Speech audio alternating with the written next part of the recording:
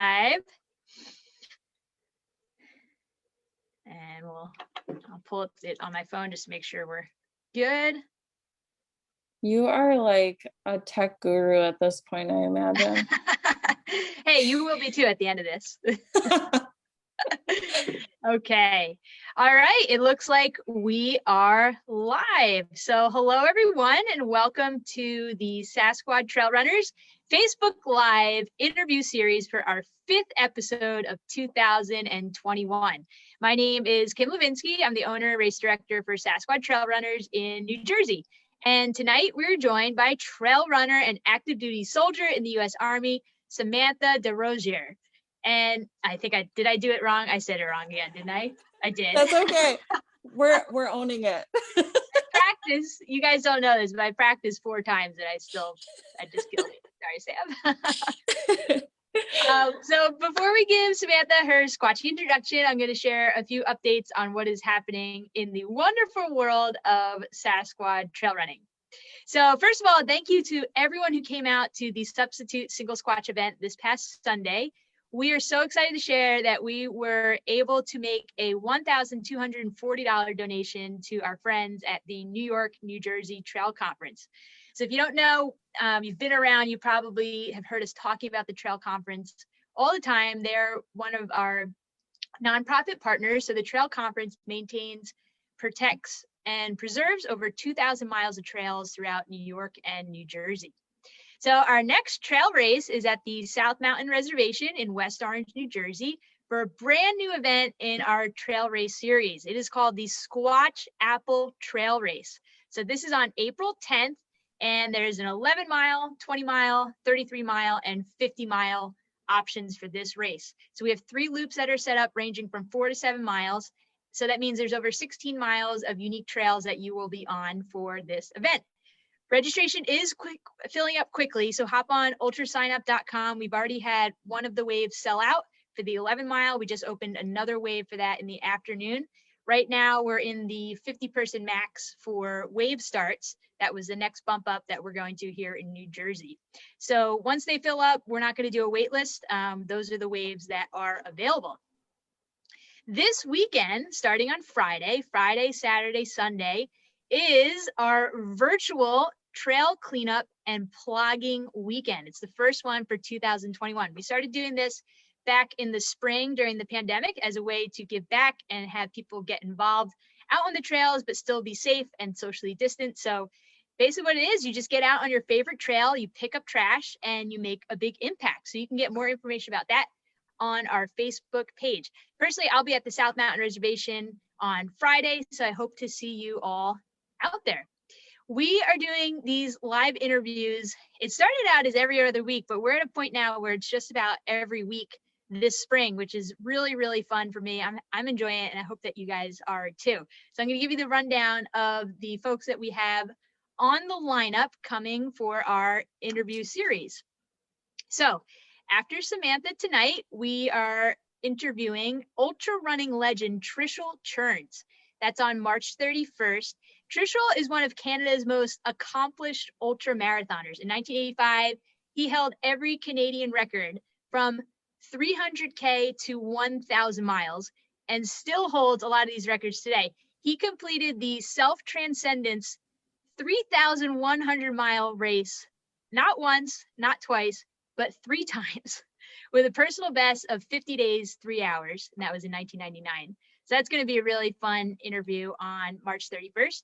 On April 7th, we just added this to our calendar. We are interviewing professional ultra runner Hillary Allen.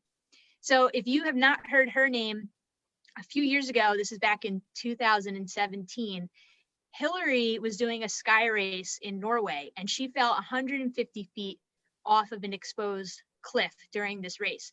So she fractured her back, breaking multiple ribs, both feet, and both of her lower arms.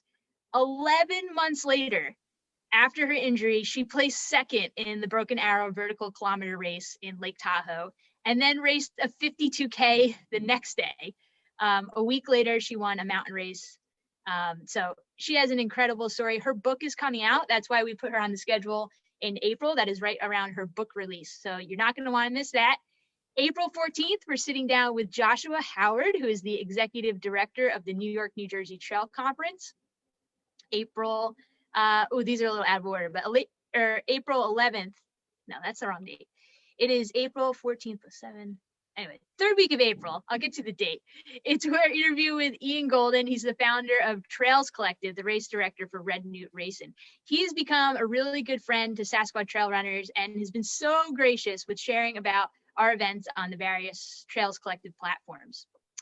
And then April 28th, we're going to sit down with Virginia Morin, who recently moved to Colorado from New Jersey. She's going to be sharing with us about her new van life. She's traveling around the country in her van.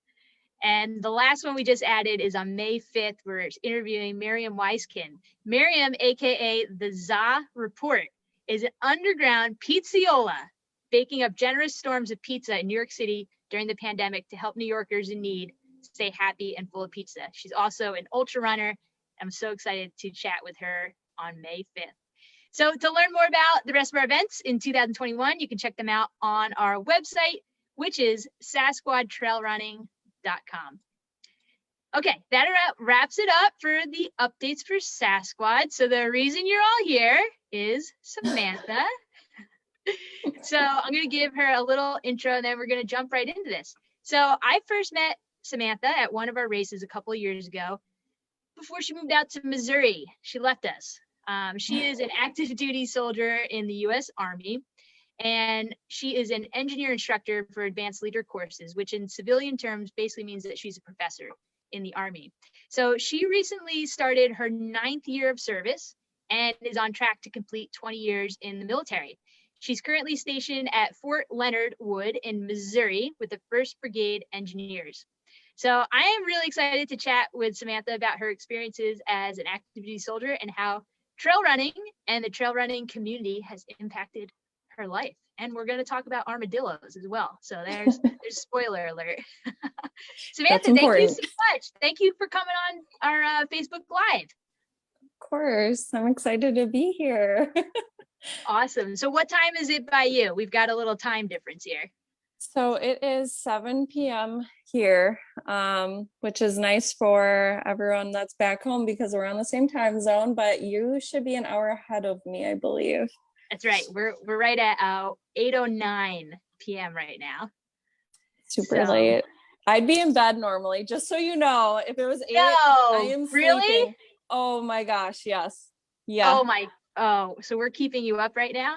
Well, no, because we haven't passed the 8 threshold, but I get up at like 3:30 to get my runs in. So 3:30 in the morning. Otherwise it wouldn't happen. I don't have enough hours in the day. If I didn't get up that early, I would not be a runner anymore. Wait, okay. All right. You go to bed at 8, 9, 10, 11, 12, 1, 2, 3. Well, it's 7 hours, but still 3:30. Yeah. Every day? Are you doing that? Yeah. Wow. Every day. So now it's become routine. So even if I'm like not in the mood to run, my body just wakes me up at this point. It's terrible. Oh my gosh. Yeah. That is makes me rethink my priorities right now. Well, you get to work from home though, so that's nice. You did life better than me. No, that's all that means. No. Awesome. Okay, so that's a good segue into just, why don't you give us a little bit of background? I gave kind of the overview of who you are and what you do, but who is Samantha? What do we need to know about Samantha? Oh, okay. So I'm Samantha Rosier, and I'm 27 years old. I am stationed in Missouri. I was originally born and raised in West Bend, Wisconsin, which is 40 minutes north of Milwaukee. I lived there until I was 17-ish, and then that's about when I enlisted into the military, and then kind of traveling and bouncing around between orders, and then actually when I went to AGR, which is active, I've been stationed in California, Pennsylvania, Missouri, now that would put me where I currently am. And so I've been here in Missouri for about 7 months, I want to say about, and I've just been doing this instructing thing, making the best of it, making friends with the armadillos and the 3:30 a.m. runs. And I go to school as well. So I'm currently attending post-university, which is based out of Waterbury, Connecticut, pursuing my bachelor's in forensics. So ultimately, the end goal is I will do my 20 years active federal service. I'll have my forensics degree to at least get my foot in the door in some state department, and then ultimately double pension and live the cush life where I don't have to get up at 3:30 to get my runs in anymore. I am still blown away by 3:30 a.m. wake up call. So I feel like that's not that weird for like, I listened to a couple of podcasts where some of these people who are getting 2-a-days in, they're getting up at 3:30, getting their first run in, and then doing it again at 5 o'clock. I am not that dedicated. That is otherworldly to me. But I think to be in this, I guess, I don't know if you'd call this a hobby, a lifestyle. I don't know what it means for you, but that it takes commitment and it takes an alteration of your lifestyle for sure. Absolutely. So, totally. It's awesome. Way to start this off with a bang. I love that. Why don't you walk us through is there a typical day for you? What does a typical day look like? Obviously we got the 3:30 a.m. wake up call, but what comes after that? So 3:30 wake up call. I get up, and I do my run, come back, take care of the dog. I have a little 6-year-old Chihuahua Moose who is my life. He also is a runner. So for those who don't know, Chihuahuas can run up to 12 miles. So oh, really? 100%, yes. When I was in Pennsylvania, I would take him to the AT and he would actually run the AT with me. Wow. Yeah, he's incredible. But so I take care of the dog and then I go to work. I'm usually to work between 6 and 6:30. And whether that is doing course material prep or I'm actually instructing, I'm usually there until 4:30, 5:30 p.m. I go home, I do the college thing. I'm also trying to get my coaching certification for distance running. So wow. Oh my goodness. I'm balancing all of this and then shower, eat, go to bed by 8 and wake up, do it all over again. And if there's a class on ground, I'm working usually like upwards to sometimes 28 days at a time. So thankfully I have coworkers. We're able to try and work out a schedule where at least we can get 1 or 2 days off in that 28-day cycle or 19-day cycle, whatever type of class it is, because they do have different duration requirements. But we're able to work with each other and say like, okay, what day do you need to just do you?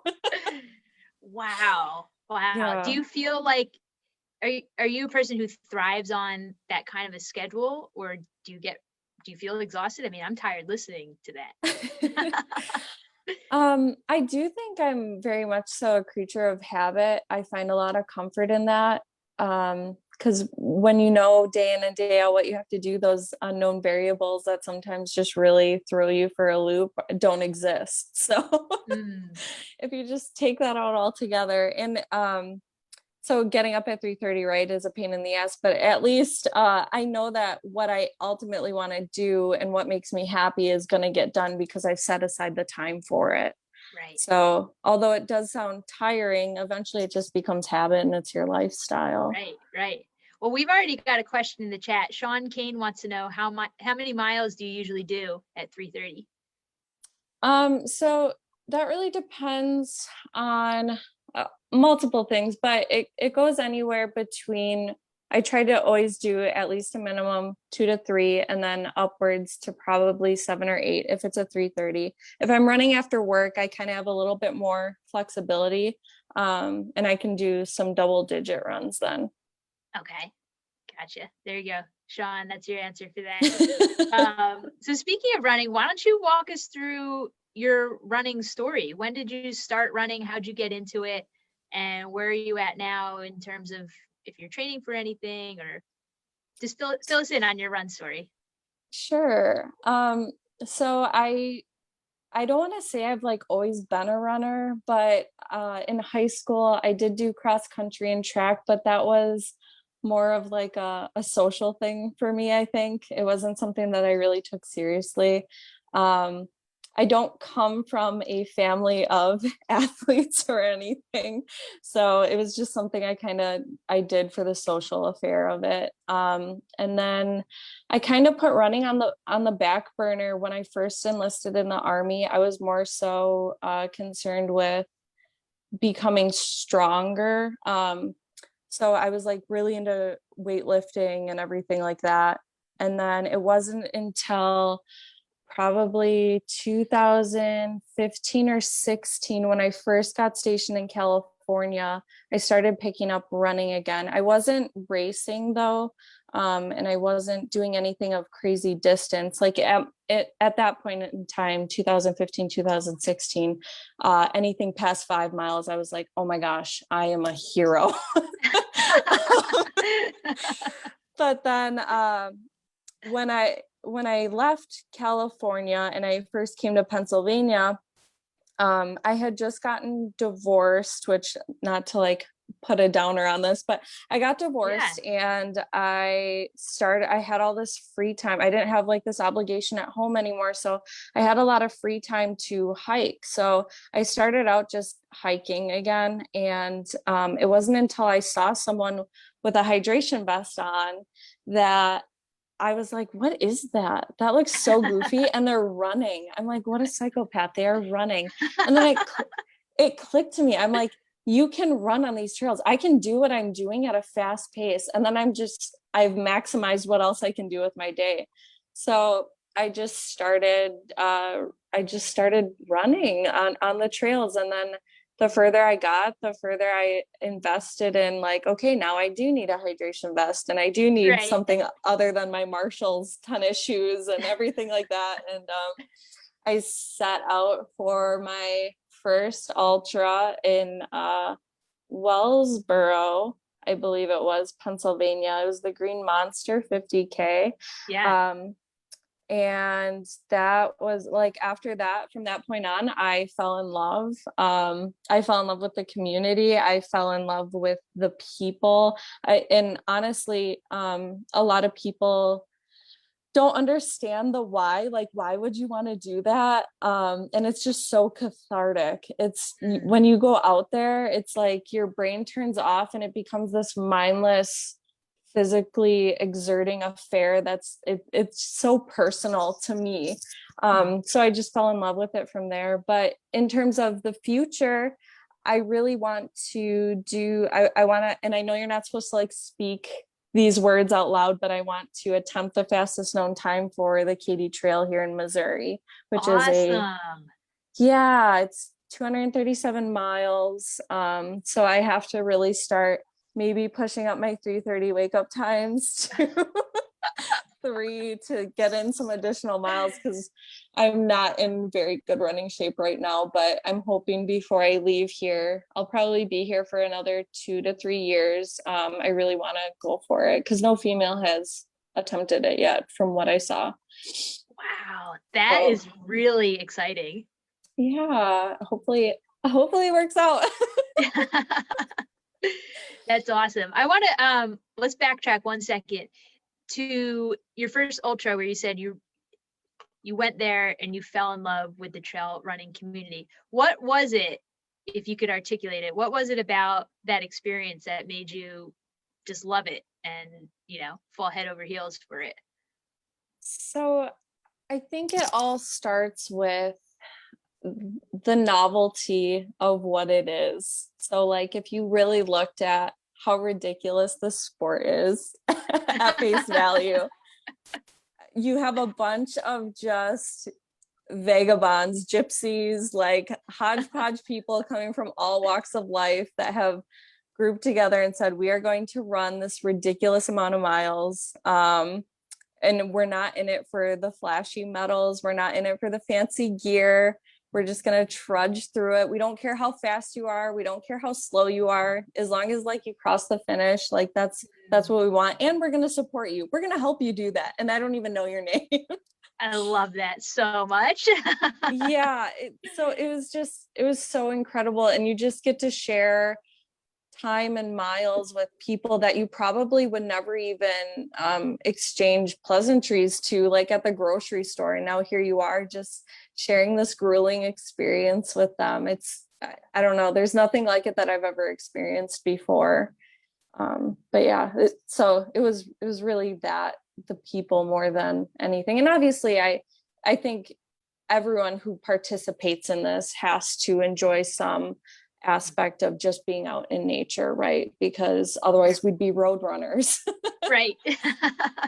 So yeah, that's true. It is such a unique sport in that you can find yourself running with a complete stranger for hours and hours and hours, and probably learn more about that person in a day than you would in like years of a friendship, if you really think about it. That's always so striking to me about, trail and ultra. yeah, no, absolutely. And it's like those people too, you end up kind of carrying with them for, however long. I have tons of Facebook friends from all these one-time affair events, and it's like, we'll probably cross paths again at like another event. And I think that's so incredible. It's just like the military. I'll maybe go to some station or some school or whatever and spend a couple weeks with you. We'll go our separate ways, but we're going to reconnect at some point. I think that's awesome. Right, totally. Okay, we're going to circle back around to trail running, but I would love for you to share your military story, when you enlisted, why you enlisted, and how you found yourself in the Army 9 years later. Sure. So I was not the best high school kid. I did not have good grades. I did not have good attendance. And so at 17 years old, when all my friends were applying for college and everything like that, I said, I looked at myself and I said, I have no idea what I want to do with my life, but I know I need to buy myself time, and whatever that looks like, it has to benefit me in the long run. So what I thought I was just going to go in and have a conversation about possibly joining the Army. I actually ended up enlisting with the blessings of my mom. At 17, your parents can sign off on you enlisting. So at 17, my mom decided to do that for me. And I came into the Army actually as a human resources specialist, which is just a paper pusher, is essentially what that is. So I did that for probably 3 years, the first 3 years of my career. And I decided that I hated it. I hated being behind a desk. I didn't like the climate or anything about it, really. I said I joined the Army, maybe not under the best reasons at first, but I'm already here now and I want to do soldier things. So I reclassed to become an engineer, probably around my 4th year about, and I was a carpentry masonry specialist, and I did that for until 2017. Then when you get promoted to E6, I might be speaking a different language, so if I am, I apologize. But in the Army, when you promote to E6, you convert to a construction management supervisor. So that's currently what I fill now. But between all the different units that I've been in combat engineer units, I've been in vertical engineering units, which is construction, and now I'm in this instructor position, which is really, really unique. And I'm really happy to be here because I get the opportunity to shape young NCOs careers and develop them not only as a leader, but also refine their job set skills and proficiencies. And it's just, again, great. Every 28 days or 19 days, I'm getting a new batch of I call them baby birds. I get this new batch of baby birds, and you just get to start the learning processes all over and meet these new people. And I think you learn so much just from listening to others. It's great to talk, and it's great to read, and it's great to do all that, but just taking the time to actually shut your own mouth and listen to others, which is funny that I said that and I'm doing all this talking. It's great. You just learn so much from just hearing others talk and interact amongst one another. So it really is a great opportunity. And I'm hoping that I'm able to carry myself out for the next, until I get that 20 years. And I'm excited to see where that takes me. That's awesome. So I imagine you do. Do you have moments in your job where you're with these baby birds and you can see yourself? Because that was you, right? A few years prior, or? Yeah. So it's a little goofy because so that I call them my baby birds, but most of the time they're honestly older than me. So Are they really? Oh wow. Yeah. Okay. So I'm dealing with so I'm 27, and most of the time the age pool that I deal with is anywhere between like 25 and 45, sometimes higher. So they could be double your age, is what you're saying? Yes. So almost, but yeah. Yeah. So there are some times that I see myself in these baby birds, but most of the time these could, if we were in the civilian sector, these could be my mama birds and father birds. But that's fine, because they're able to show me things that I haven't experienced, and I'm able to show them things on the military side that they haven't experienced, because they'll have all that life wisdom that I just don't have. I'm here to give you what doctrine and actual regulation says. So we're able to kind of do an interchange of knowledge in that respect. Yeah, that's a really cool dynamic. It sounds like. Yeah, definitely. I love it. That's awesome. I will share in the chat. I'm assuming this is an Army buddy, Eric Gayton. Okay, yep. Okay, he's pretty chatty. He's saying, Sam, wop wop, engineers lead the way. Hi, Eric. Awesome. Okay, so let's kind of combine the two things now. So first I have a question before that. Did you find that, like, what was it like when you first joined? You went through boot camp and the PT and all that, because that was, I think, with the timeline you shared, it was kind of prior to your formal running journey, right? Yeah. So in terms of, you're asking like what was the physical demands, kind of? Yeah, like if you could look back on it now, how does, like, when you first joined the Army, you were going through PT and boot camp, how does that compare to what you're doing now? Like, can you look back on it and say, like, oh man, that was really hard compared to ultra running, or are they just two totally different things?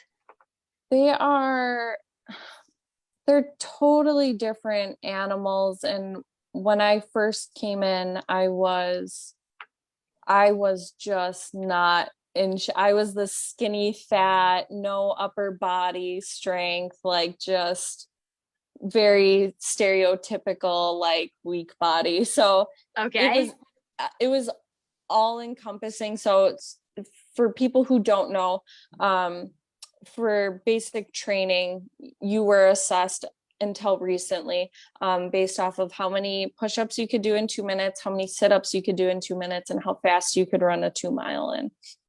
And most of the time that is all we prepared ourselves for, was just being able to do those 3 events. So running anything outside of that 2 miles was not something anyone was interested in, to Okay. include myself. So coming from no conditioning, jumping into that is difficult. The same way it's difficult jumping into trail running, because it's just something you've never exposed your body to. It's a completely different conditioning base than what you're used to, if you even have a conditioning base. So I would say definitely, honestly, the most challenging thing about being a long distance runner, trail runner, whatever you want to call it, and being active duty military, is finding that balance between your strength training and your distance running, because we don't have the liberty to just say, I don't care that I can't deadlift X amount of pounds, because my civilian job doesn't depend on me being able to do that. Whereas I have to be respectful and considerate of that, because if I can't pass that, I'm in deep trouble, you know? Right. So that's been the most difficult thing, honestly, for me. Okay. So what are those, are there like annual tests that you have to go through at now, like annually, or is there daily PT that you have to do, or is it changed with your job? So it's changed in my job, and it's changed as the Army has developed and progressed in my career. So when I reference the 2 minutes of push-ups, the 2 minutes of sit-ups, and the 2 mile run, that was the old physical fitness assessment test, which was for active duty people every 6 months, and then reservists, they had to do it once a year. Now moving forward, we have a different physical assessment, which is going to be called the ACFT, which is the Army Combat Fitness Test. And that's going to have 6 events, to include everything from a deadlift to a standing power throw, a sprint drag carry where there's 40-pound kettlebells and a 90-pound sled. Yeah. So and then it all ends, of course, with a 2 mile run, because why wouldn't you? So that is going to become, it's going to essentially just take the place of the APFT, which is that 222. So for active duty people, that will be every 6 months you will take it. And then for the reservists, every year they'll have to take it, and you'll have to pass it. But we're in these weird COVID times. So right now everything's kind of at a pause and a standstill, but it's still expected for us to prep and prime ourselves accordingly. So when it does actually become integrated and goes into effect, that we're able to take it and pass it. Have you tried it yet?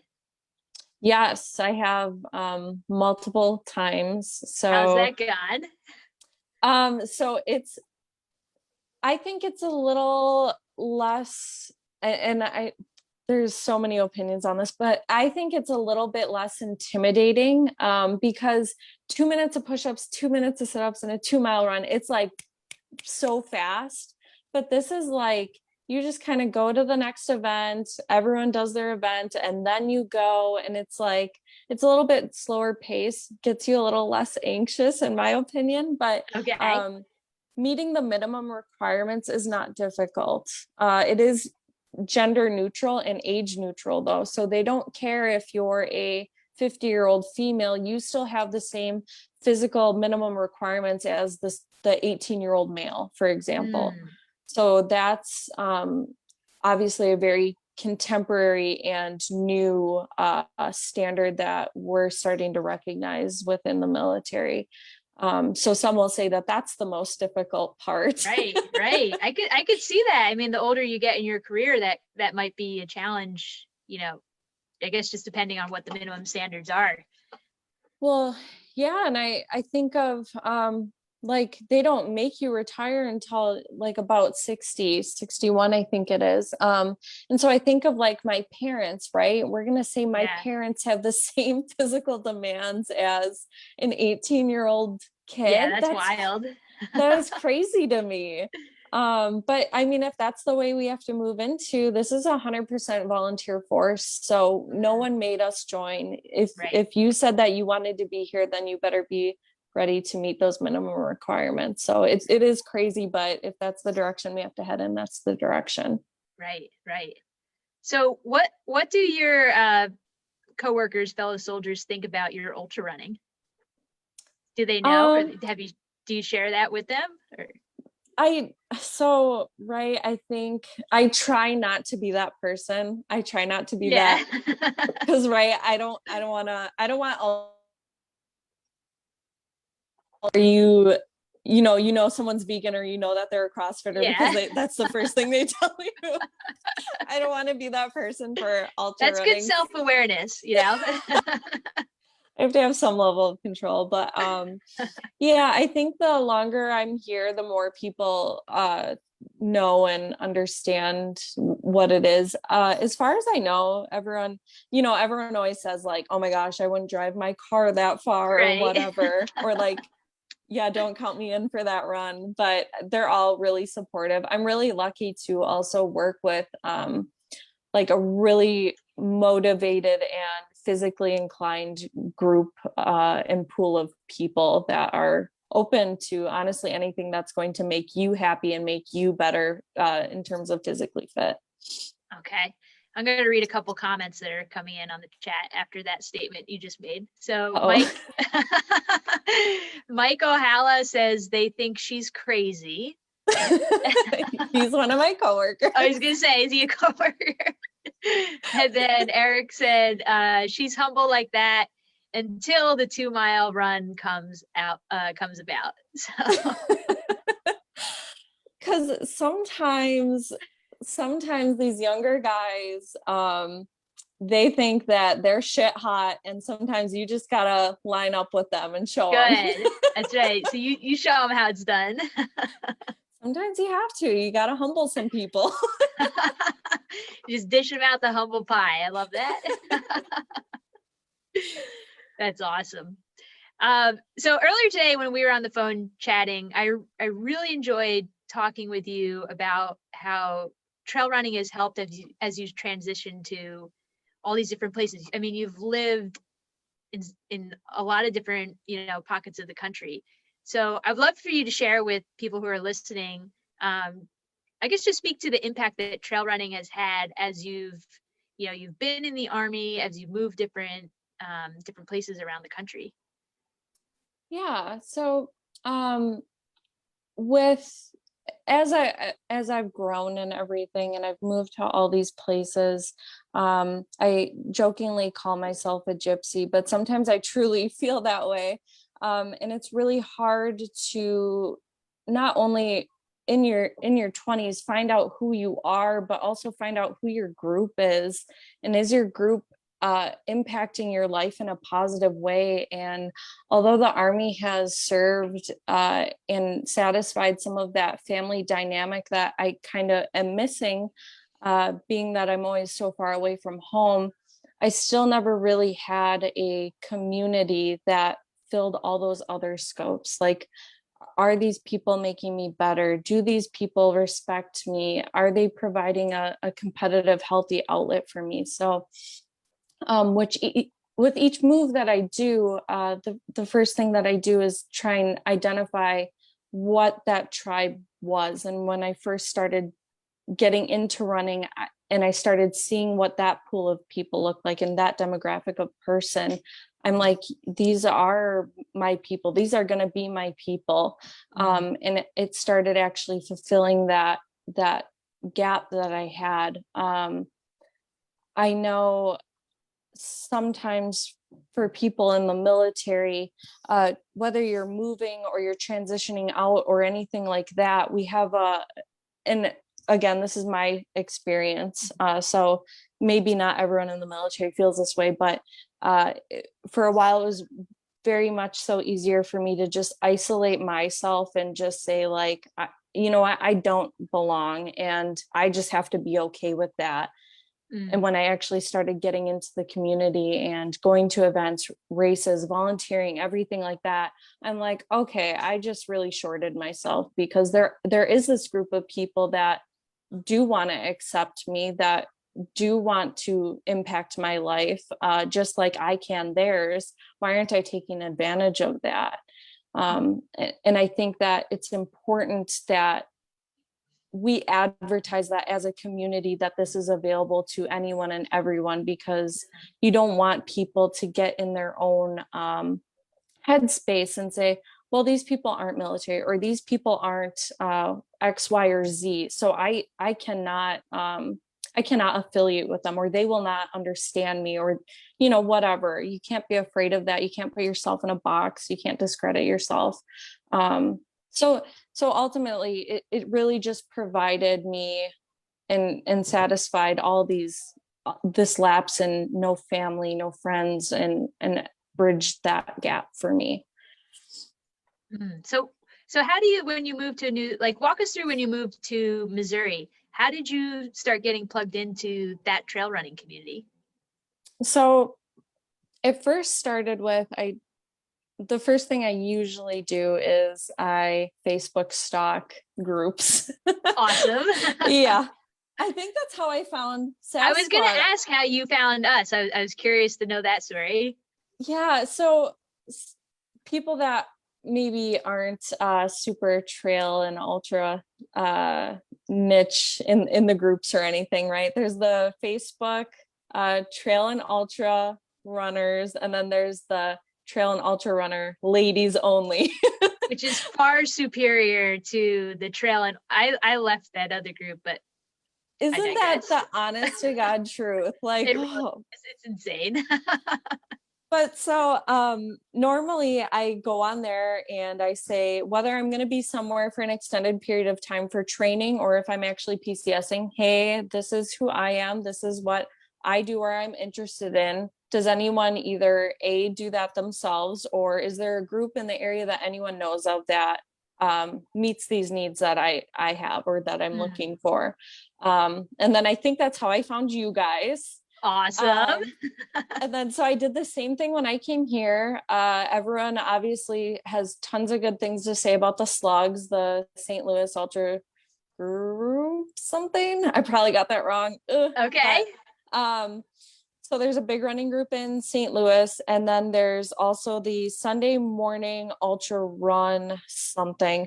So I joined those two groups. And there's also, because I'm on the active duty installation, there's the RWB group. I don't know if you've heard of this. Yeah, Team Red, White, and Blue, right? Yes. Yeah. So I joined their group as well.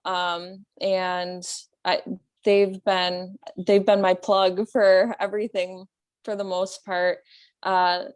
With COVID, there hasn't really been any races or really big events. I don't know if the East Coast is starting to open up, but it sounds like a lot of people here are still struggling to get some permits. So yeah, it's a mixed bag over here in Jersey. We're limited by the governor's outdoor limits. So that's kind of what, parks it differentiates if they're giving out the permits or not. But okay. It doesn't seem like struggle is real. Well, I keep seeing you popping up more and more events. Yes, so we got our race in last weekend, had to do waves of 25 people. So it's just a matter of kind of pivoting and being creative with it, presenting to the parks like, hey, let us do waves of 25 every half an hour, rather than, because when we first started, when that first 25 ordinance came out, they wanted you to do 25 people. All of those 25 people had to leave, and then the next 25 could come. But then working through it with them, explaining like, trail running is a socially distant activity to begin with. Let us do a wave at 9 and then 9:30 and on a 5-6 mile loop. I mean, they're going to be so spread out. So thankfully, we've been able to work with the parks in that way. But oh my gosh. So I've just been doing like some of these group events. Most of it's on my own. The real money maker is going to be when COVID is hopefully at least a little settled down, and I can actually start going to events and actually introducing myself to groups and people that way. I think is going to be the best. That's going to seal the deal right there. Yes, absolutely. So have you connected with any runners through those Facebook groups, like meeting up for a run, or is it all right now kind of virtual where you're, just conversing with them online? No, so I have done a couple of, not group, because it's always been like one other woman that I've linked up with on the RWB. Uh-huh. And a lot of that has to do with like who's who has the availability for my schedule, right? Right. Who wants to come at 3:30? Yeah. So it's always been only me and one other lady. And then actually, I do think that lady tour, I met up with one lady through there as well. So it's only been lady tour and the RWB that I've met through. Mhm. But yeah, it's still, I mean, that's better than nothing, honestly. Yeah, yeah, absolutely. I was just gonna say, I think the ladies tour group is one of the most supportive, uplifting groups on social media, like hands down. when I when I first posted, because ultimately what I wanted to do was, I think that there is a big need for more military participation and sense of being inclusive Mm, in terms of when we go TDY and everything like that, to find a group of people that are runners or trail runners, whatever, and almost use it like a is it Meetup? Is that like the mhm. group app? Yeah, So I really wanted to do something like that was really exclusive to military or vets or whatever. And I wanted it to be like also a safe place and everything like that. mm, And I posted that idea on Lady Tour, and there were so many people that are like, right. yes, do this 100%. And I was like, yes, I'm gonna do it. I'm gonna do it. But then everyone's like, well, that's basically RWB. And I'm like, oh, okay, never mind. I guess I won't do that. So, but yeah, they're so encouraging on there. You could Mm, ask anything and everything, and it's just like within seconds you have either your answer or like a group or whatever. It's great. I right. love it. Yeah, I just appreciate that you don't get like snarky remarks back when you ask a question, you know what I mean? Yeah, because everyone on there is a professor, has a doctorate in Yeah. just whatever. Exactly. Oh, it's awful. But Mm. Well, if you are listening and watching on Facebook Live, feel free to drop some questions in for Samantha. We're coming down to the end, so I'm keeping an eye on it. If you want to drop a specific question for her, I think that let me scroll up because I think Bailey Lewis had a question for you that I can pop in here. She wanted to know, is there a next race? Are you signed up for anything?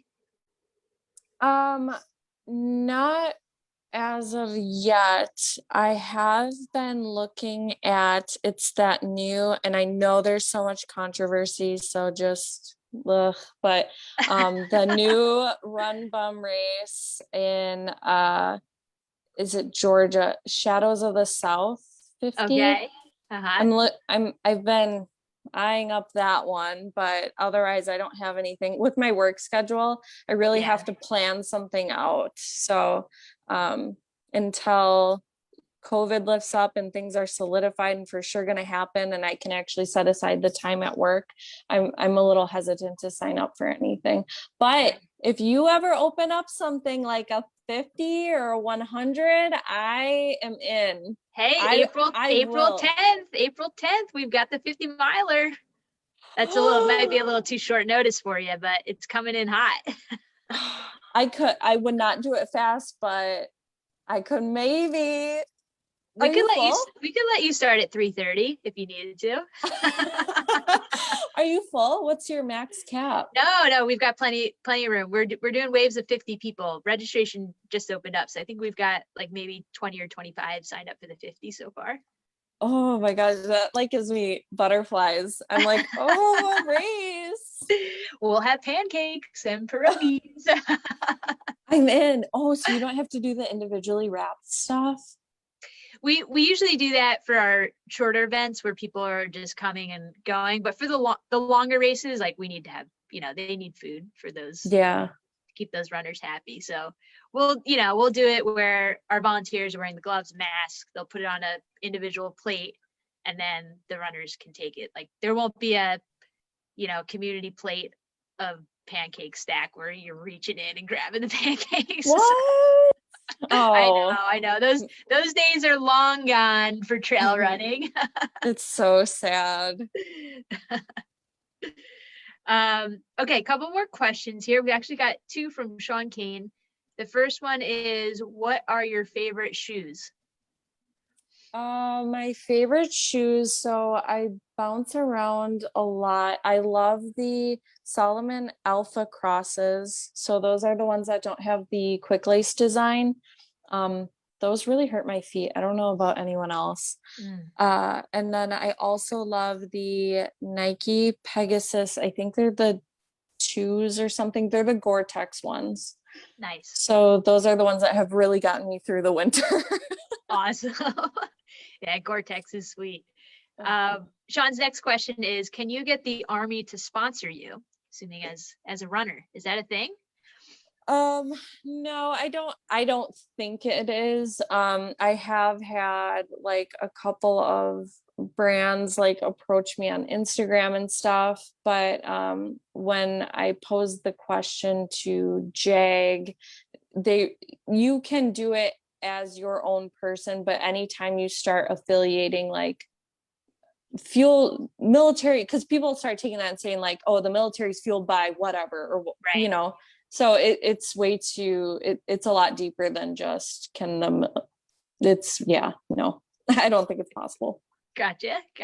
Now I remember this from the old TV show Jag, but you got to tell people what is Jag, because they might not know. Oh, okay. What JAG actually stands for, I am not that smart, but it's basically just the Army's legal representatives and specialists. There you go. There's the military verbiage here. Next question. Oh, well, I wanted to ask you this. I'm glad Bailey put it in the chat. What is Thunder Chicken? That's your name down there. What's the backstory on that? Does it show up? It does. Oh no.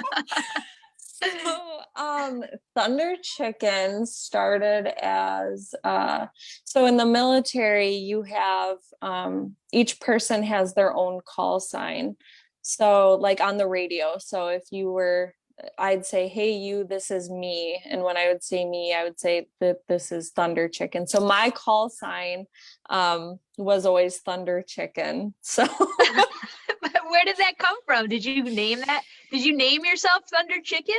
No, it was, we were at a training exercise and it was like a last minute thing. We were about to do like a convoy operation and everyone was like last minute, because we just failed to prepare.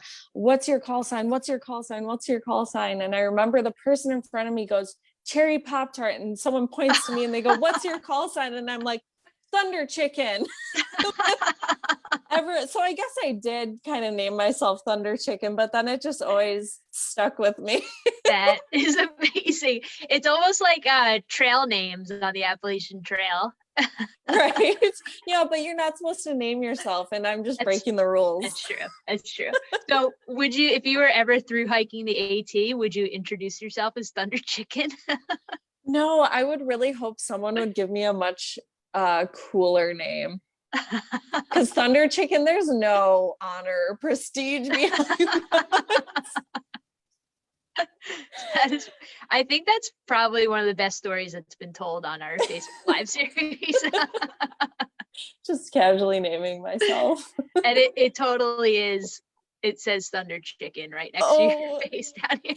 That's so embarrassing. So we did it was like a fundraising event called RunVenture Run, and it was a non-for-profit organization that would hold a yearly run event. So you and your team had the month of February to rack up as many miles as you could. And I don't know if it was last year or the year before, we did our own group and we're like, what should we name the group? And so I named the group, obviously, Thunder Chicken Heroes. That is amazing.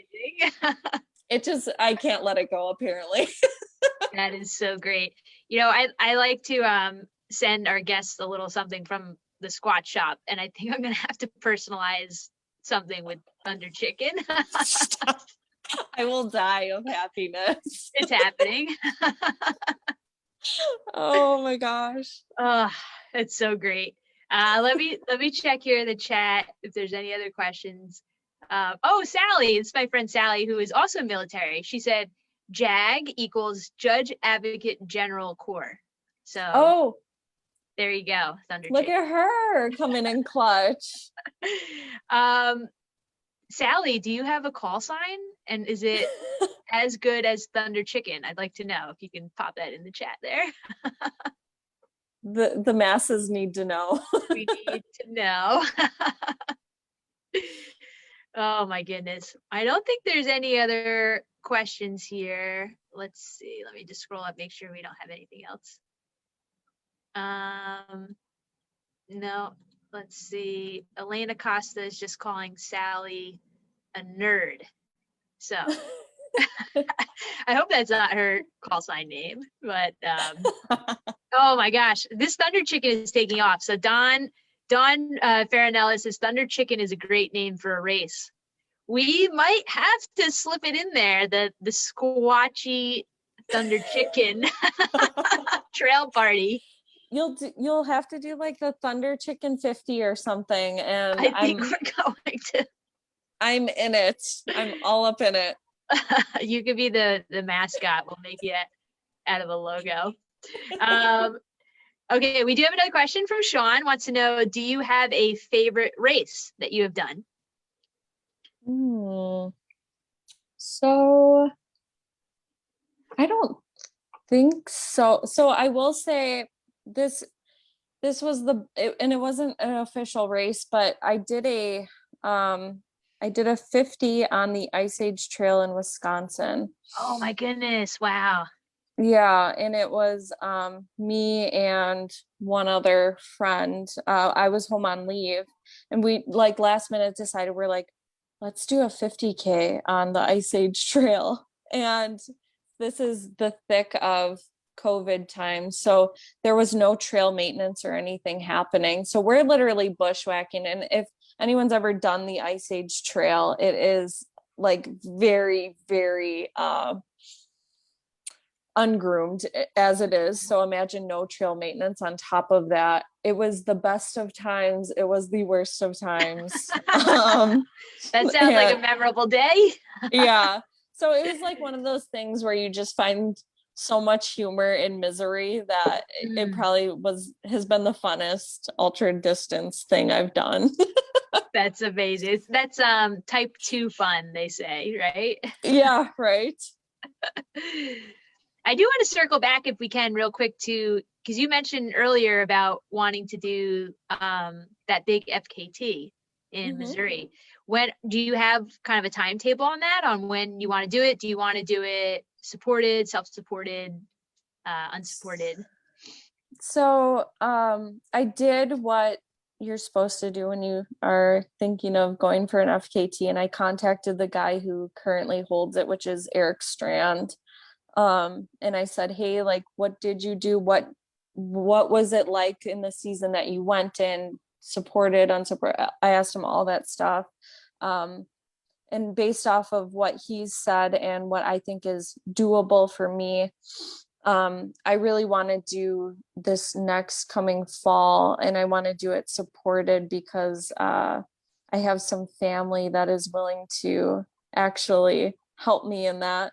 So that's awesome.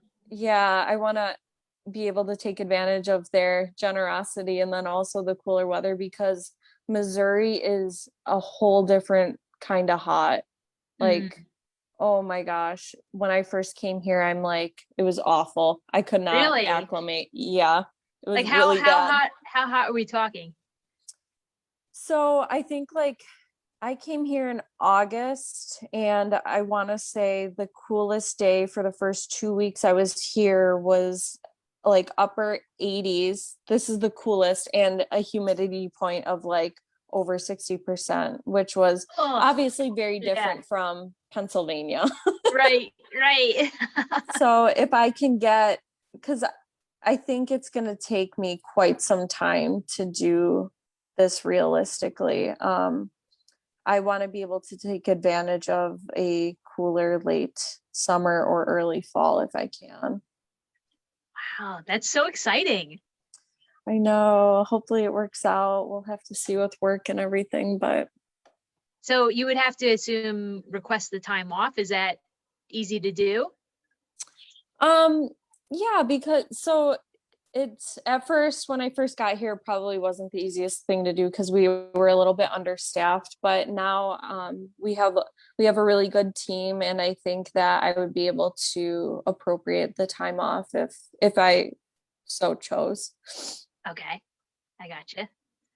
That's really exciting. You got to keep me posted on that. Oh my gosh, the Thunder Chicken will be checking in. We have a lot more comments about the Thunder Chicken in the chat. Oh no. I'm going to read you a couple of them. Sean said, instead of turtle in the hair, call it Squatch in the Thunder Chicken. Yes. That's pretty good, Sean. I like that. That is good. So we're gonna have to connect you. I'll connect you offline with Sally. She said that she has TDY at Fort Leonard Wood in July and August. So that would be awesome if you guys could connect. Yes, Sally, you inbox me. We are gonna be friends. Awesome. Sally's the best. She was just at a race on Sunday volunteering. And Elaine just said in all caps, Thunder Chicken. So I think you've broke the internet with your call sign. Perfect. Well, this has been phenomenal. Thank you so much, Samantha, for coming on. I'm so glad that you agreed to come on when I invited you a couple of months ago to join us. Of course. Thank you. It was so much fun. And I just want to say I love what you're doing. And even though you might not recognize it, you really helped shape me as like a member of the community. And I can't thank you and Sassquad enough. I'm really, really, really impressed with you and your group and your tribe that you've made. Thank you. Thank you, Thunder Chicken. I appreciate it. I don't think I'm going to call you Samantha anymore. Soon I'm going to change my Facebook name. It's going to be Samantha parenthesis Thunder Chicken DeRosier. Thunder Chicken. That is awesome. Well, if you are listening to this either on Facebook Live or on our podcast, you can learn more about Sassquad Trail Running by going to our website, sassquadtrailrunning.com. We're super active on social media. We're on Facebook. We're also on Instagram. And I also want to say from the very beginning, when we started in 2018, we offer discounts to active duty military and veterans, 20% off all of our events. All you have to do is drop us an email. Just say, hey, I'm in the service or I served, and we'll give you the code to get a discount. It's super important for us to give back and to help make trail running more easily accessible for you in the service. You know what, Thunder Chicken, I want to ask you one more question. How can active duty personnel get involved in trail running? What advice would you give them? I know you touched on this a little bit before, but just to put it in a little box here, how can they get involved if they're, wanting to either try trail running or find a community like you have? I think the first and foremost, you have to first get involved in the community. Once you get involved in the community, you'll be able to link up with the appropriate people who will meet the needs that you want. So if you can't identify with the general populace, you'll never be able to find that micro populace, so you have to get yourself out there and actually, heaven forbid, conversate with everybody to get to what you actually want. And then also, honestly, the most powerful tool I think we have is something we hold in our hands, and that's social media. So just putting yourself out there and saying, this is who I am and this is what I'm looking for, can really propel you forward. Fantastic. Well, there you have it, straight from the mouth of Thunder Chicken, ways to get involved. I'm gonna have too much fun with that. But thank you again for joining us, everyone. We will upload this podcast, this recording to our podcast in the next couple of weeks. It'll be available wherever podcasts are streaming, Apple, Google Play, and Spotify. So, my friends, until we see you again, keep it squatchy.